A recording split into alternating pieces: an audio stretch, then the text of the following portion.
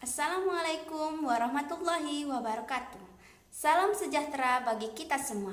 Perkenalkan, nama saya Maisaroh dari mahasiswa kebidanan D4 Konversi Universitas Malhayati. Pada hari ini saya akan menayangkan hasil presentasi yang telah saya buat dengan tema promosi kesehatan dan pencegahan penyakit pada bayi baru lahir. Kebidanan komunitas, promosi kesehatan dan pencegahan penyakit pada bayi baru lahir. Promosi kesehatan atau health promotion adalah upaya meningkatkan status kesehatan dari individu dan komunitas. Promosi kesehatan bertujuan memberitahu orang tentang cara-cara di mana perilaku dan gaya hidup mereka dapat mempengaruhi kesehatan mereka. Memastikan bahwa informasi itu dapat dimengerti, membantu mereka menggali nilai-nilai sikap mereka dan membantu mereka mengubah perilaku. Promosi kesehatan pada bayi, yaitu pemberian ASI, perawatan tali pusat, dan imunisasi.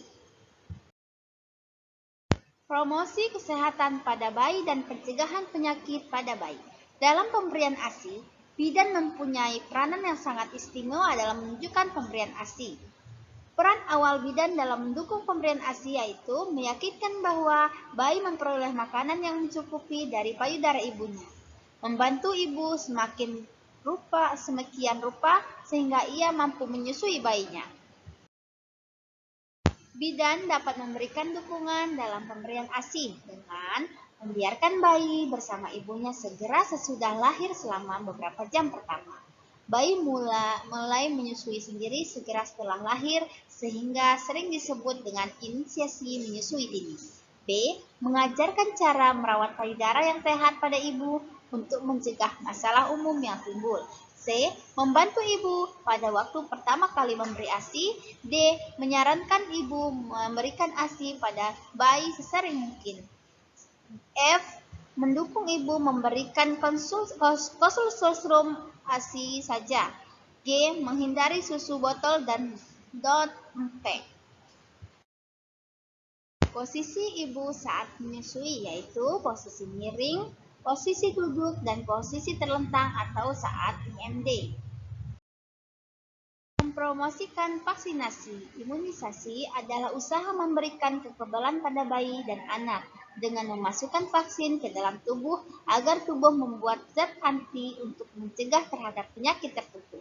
Vaksin adalah bahan yang dipakai untuk merangsang pembentukan zat anti yang dimasukkan ke dalam tubuh melalui suntikan. Tujuan imunisasi adalah agar tumbuh kembang terhadap penyakit tertentu. Jenis imunisasi yaitu 1. Imunisasi BCG. Imunisasi ini digunakan untuk mencegah penyakit TBC. 2. Imunisasi DPT. Imunisasi ini merupakan untuk mencegah penyakit difteri. Imunisasi selanjutnya yaitu imunisasi campak. Imunisasi yang digunakan untuk mencegah terjadinya penyakit campak pada anak karena penyakit ini sangat menular. Kemudian hepatitis B, imunisasi yang digunakan untuk mencegah terjadi penyakit hepatitis. Selanjutnya imunisasi MMR. Imunisasi yang digunakan untuk mencegah penyakit campak, gondong, parotis epidemika, dan rubella. Kemudian imunisasi tipes abdominalis. Imunisasi yang digunakan untuk mencegah terjadinya penyakit tipes abdominalis. G. Imunisasi varicella. Imunisasi ini digunakan untuk mencegah penyakit varicella. H. Imunisasi hepatitis A. Imunisasi ini digunakan untuk mencegah terjadinya penyakit hepatitis A. G. Imunisasi HIV. Imunisasi yang digunakan untuk mencegah terjadi penyakit influenza tipe BJ. H. Imunisasi polio. Imunisasi yang digunakan untuk mencegah terjadinya penyakit polio.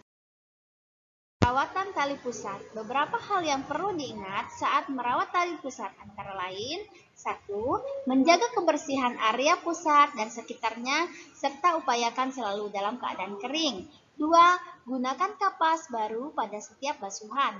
3. Agar tali pusat lebih cepat lepas, gunakan kain kasa pada bagian pusat yang terus dibalut sehingga mendapat udara yang cukup. 4. Saat membersihkan, pastikan suhu kamar tidak terlalu dingin. 5.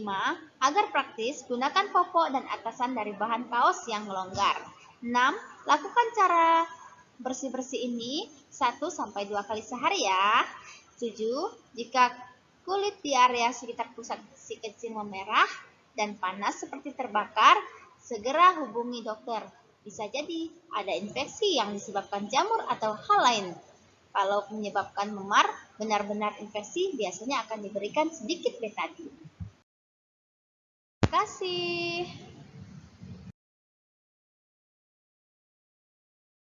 Sekian presentasi dari saya. Terima kasih atas ketenangan Anda dalam mengikuti presentasi kali ini.